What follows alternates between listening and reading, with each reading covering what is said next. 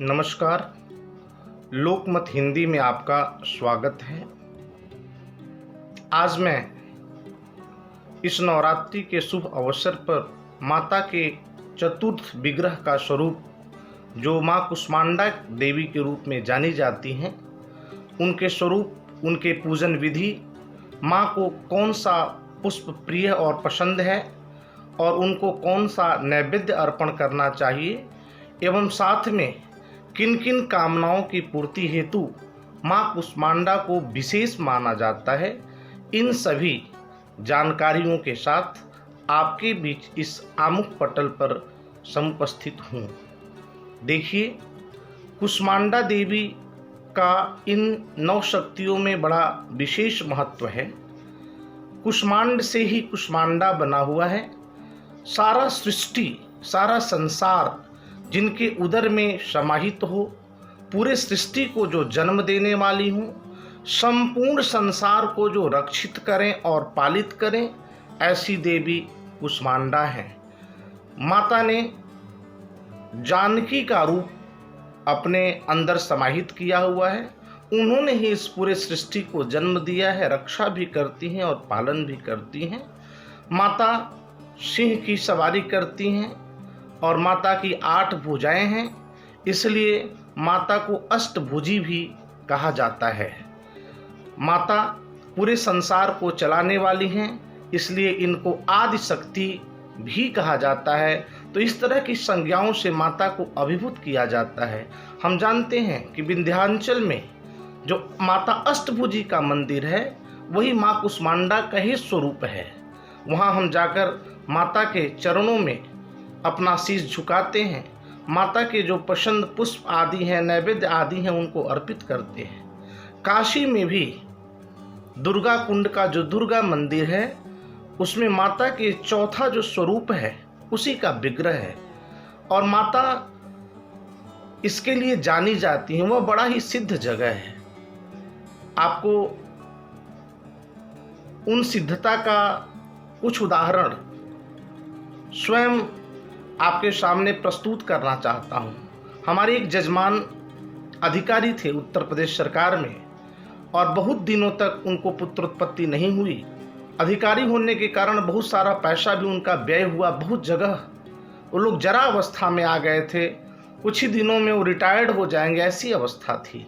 हमारे यहाँ आर्त भाव से वे आए और मैंने उनको कहा कि आप माँ कुष्मांडा का दुर्गा कुंड जाया करिए, दर्शन किया करिए। उनके लिए 9 आवृत्ति का पाठ आदि करवाया गया और स्वयं मैं माता से आराधना किया। बैठ बैठ के बहुत लंबे समय तक साधना किया। बहुत दिनों तक उनके पुत्रोत्पत्ति के लिए मैं स्वयं माता से आराधना करके व्रत रहा और माता का आशीर्वाद स्वतः उन्हें मिला और उन्हें पुत्रोत्पत्ति की प्राप्ति हुई।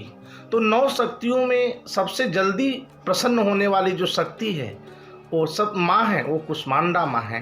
तो काशी का जो ये प्रशस्त दुर्गा कुंड का मंदिर है, वो उन्हीं का विग्रह है।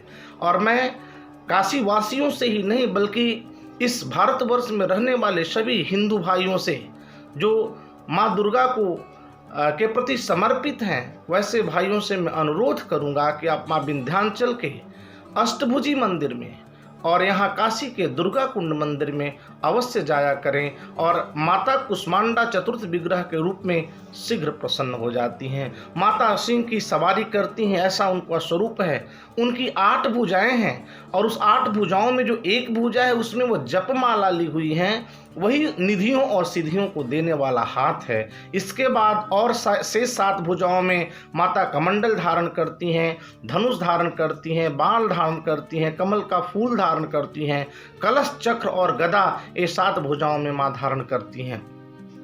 माता हमारे जननी के रूप में कहा भी गया है। सबसे शीघ्र प्रसन्न होने वाली 9 विग्रहों में एक विग्रह माँ कुष्मांडा का है। अब माँ के पूजन की क्या विधि है, यह तो माँ का स्वरूप रहा। माँ के पूजन की विधि में माँ को लाल चुंदरी और लाल पुष्प विशेष पसंद है। तो मैया को लाल चुंदरी और लाल पुष्प अवश्य चढ़ाएं। कुष्मांड की बलि भी दें, यह भी जरूरी है, क्योंकि कुष्मांड से ही कुष्मांडा शब्द बना हुआ है। तो कुष्मांड आदि की जो बलि होती है, वह बलि आदि भी दें। और प्रसाद के रूप में माता को मालपुए का प्रसाद अवश्य चढ़ाएं। माता को मालपुए का नैवेद्य अत्यंत प्रिय है। मैंने देखा अभी कुछ दिन पहले काशी स्थित दुर्गा कुंड के दुर्गा मंदिर में माता का 7 दिवसीय विशेष श्रृंगार हुआ। उस श्रृंगार में अपनी हाजिरी लगाने के लिए बहुत बड़े बड़े भक्त आए। तो वहाँ के महंत हम लोगों के अग्रज भाई संजू गुरु जी ने सभी भक्तों को प्रसाद स्वरूप मालपुआ ही दिया, जो माता को नैवेद्य के रूप में निवेदित किया गया था। तो उस मालपुआ को प्रसाद स्वरूप देने का यही कारण संजू गुरु का था कि माँ कुष्मांडा को मालपुआ अधिक पसंद है। वो भी नैवेद्य के रूप में यदि मालपुए का प्रसाद माँ को चढ़ाया जाए तो माँ अत्यंत प्रसन्न हो जाती हैं। तो यह रहा पूजन की विधि। माँ को जो प्रसन्न करने के लिए नैवेद्य और पुष्प आदि हैं। अब किस तरह की कामना शीघ्र पूर्ति होती है माँ कुष्मांडा के पूजन से, उसकी भी बात हम करते हैं। यदि व्यक्ति रोग आदि से ग्रसित है, साथ ही साथ उसे कर्ज स्थिर लक्ष्मी की प्राप्ति चाहिए, कर्ज आदि की अधिकता हो गई है, और विशेषकर ऐसे व्यक्ति जो निसंतान हैं, जिनको पुत्रोत्पत्ति में कोई न कोई शाप है, कोई न कोई बाधा है। हमारे ज्योतिष शास्त्र में पुत्रोत्पत्ति के बहुत सारे शाप बताए गए हैं, लेकिन उन शापों की निवृत्ति तुरंत हो जाती है जब माता की कृपा हो जाती है।